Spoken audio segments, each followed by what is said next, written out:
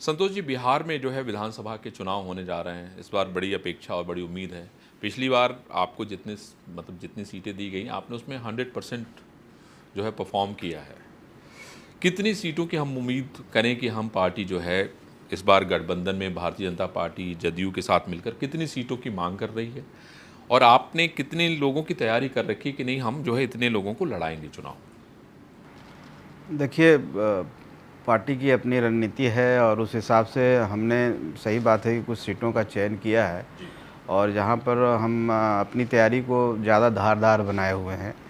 और वैसे तो तैयारी हम लोग पूरे बिहार में 243 सीट पर कर रहे हैं, क्योंकि निश्चित तौर पर अगर हम मेहनत कर रहे हैं और कमिटमेंट के साथ हैं और हम जिसके साथ रहते हैं अपनी विचारधारा के साथ रहते हैं और पूरी तरह से इंटैक्ट रहते हैं, हमें कोई चीज़ इधर से उधर कोई भी तरह का प्रलोभन हो या बहुत सारी बातें होती है उसको हमको हिला नहीं सकती है, डिगा नहीं सकती है। मैं जब 20 में हम 4 सीट जीत के आए और उस समय भी बहुत सारे विपक्ष के द्वारा, क्योंकि सीटों की संख्या ऐसी थी बिहार में कि जहाँ पर था कि कुछ लोग इधर उधर हो जाएंगे तो सरकार बन या बिगड़ हाँ डी-एस्टेब्लिश हो जाएगी। तो उसमें हम लोग के साथ भी बहुत तरह के प्रलोभन आए, लेकिन तो संतोष जी, हम ये मान के चले कि 20 सीट तो हम जो है मांगेगी, चाहे कुछ भी हो जाए 20 सीट तो आपकी मांग रहेगी। अभी ये तो कह ही सकते हैं, लड़ने की तो बात अलग बात है। अभी हम कुछ मान के नहीं, नहीं आप मांगेंगे कितनी सीटें ये तो बता ही सकते हैं। मांगेंगे, अभी इस बात की खुलासा तो हम नहीं लगता है। आदरणीय श्री जीतन राम मांझी जी, जो हमारे पार्टी के संस्थापक संरक्षक हैं, उनका कहना है कि कार्यकर्ताओं का मांग है कि हम इतना सीट पर कम से कम लड़ें।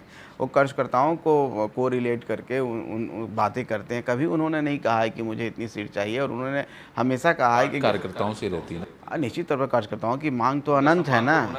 कार्यकर्ताओं सम्मान के लिए तो हम लड़ेंगे, हम कहाँ कह रहे हैं कि नहीं लड़ेंगे, लेकिन चलिए, अच्छा ठीक है। आपके पिताजी मुख्यमंत्री भी रहे, वहाँ बहुत समय तक उन्होंने कार्यकाल चलाया भी है। मुझे ये बताइए, इधर बीच हाल के दिनों में बड़ी सारी इस बात को लेकर चर्चा होती रहती है। नीतीश जी रहते हैं बीच बीच में कोई ना कोई ऐसा बयान देते रहते हैं जो बड़ा चर्चा का विषय बन जाता है, बड़ा वायरल हो जाता है। विधानसभा का बयान हमने देखा, बाकी भी अलग अलग समय का बयान और उनकी एक्टिविटी देखते हैं। आपको क्या लगता है कि नीतीश जी पे उम्र हावी हो रही है, या आपको लगता है कि नहीं, मुख्यमंत्री के पद के लिए भी कुछ सोचना चाहिए? आपके जो है संरक्षक, आपके रक्षक जितना मांझी जी के पास अच्छा खासा अनुभव है, कुछ हो सकता है इस विषय में? आप लोग सोचते हैं ऐसा? क्योंकि राजनीति में तो कुछ भी हो सकता है। देखिए, हम लोग जिस नीतीश कुमार जी की बात अब कर रहे हैं, माननीय मुख्यमंत्री जी की, आपको याद होगा कि किस तरह से बिहार जंगल राज के नाम से जाना जाता था और नीतीश जी ने कैसे बिहार को निकाला और विकास की गति को धीरे धीरे बढ़ाना शुरू किया। और अभी भी आप देख लीजिए, अभी साल भर के अंदर बिहार में जितने काम हुए हैं, जितने विकास हुई है, जिस गति से विकास हुई है और केंद्र सरकार का जो सहयोग है और हर क्षेत्र में हमने काम किया है, तो माननीय मुख्यमंत्री जी की ये विज़न है। और मतलब इन सब चीज़ों से कोई मतलब नहीं है, मतलब ये भूल जाना, ये सब कोई बात ही नहीं है। आप लोग नहीं, अरे सर, वीडियो आता है, हम क्या करें, हम लोग तो वीडियो देखिए, कभी कोई इंसान कहीं पर कुछ ऐसा मोमेंट आता है, मान लीजिए कि हम लोग भी कहीं पर हैं, कुछ ऐसी बात हो गई, किसी को तो आप अपने पिताजी को मुख्यमंत्री बनते हुए नहीं देखना चाहते हैं? मेरे पिताजी को जिस समाज से हम लोग आते हैं जी। और जो हम लोग ने कल्पना किया, वो कल्पना के इतर हम लोग ऊपर कहीं मिला है और हम मुख्यमंत्री रहे हैं। अभी भारत सरकार में एक अहम पद लिए हुए हैं, माननीय मंत्री हैं एमएसएमई, माननीय प्रधानमंत्री जी को धन्यवाद देते हैं।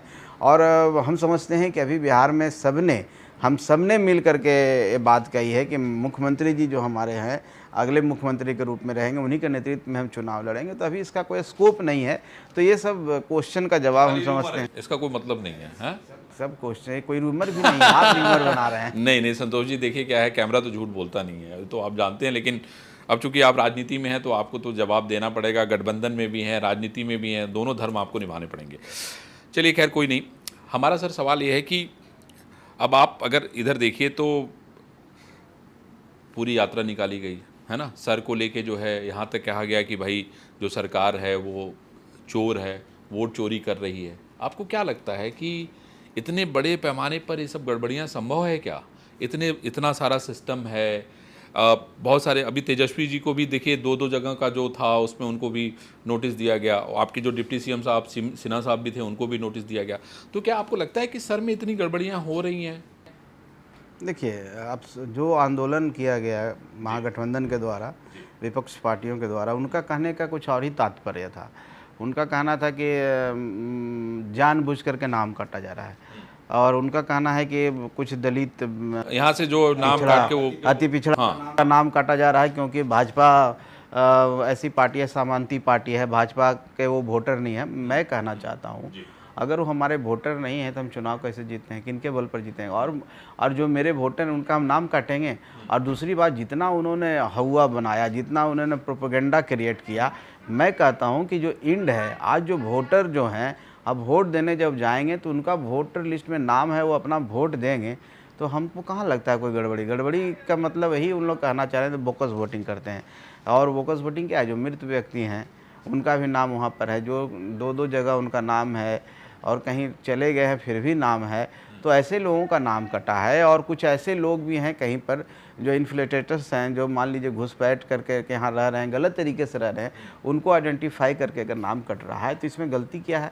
और एक तो ऐसा प्रक्रिया है जो हर चुनाव के पहले भी किया जाता है, तो इसको हाइप क्रिएट किया गया। इसलिए किया गया कि देखिए, विपक्ष के पास कोई मुद्दा नहीं है, सरकार को घेरने की कोई नीति नहीं है, कोई उनके पास ऐसा मुद्दा नहीं जिन पर वो सरकार को घेरे। तो आप बेवजह जिसको कोई मतलब नहीं, ऐसे मुद्दों को लेकर के आप अपना समय ख़राब कर रहे हैं, वहाँ की जनता का समय ख़राब कर रहे हैं, वहाँ आपको देख रहे हैं लोग। तो हम समझते हैं कि उसका एंड कुछ नहीं। आज वो चीज़ जो जिस एटम बम, हाइड्रोजन बम की राहुल जी बात कर रहे थे, कहाँ फटा हो?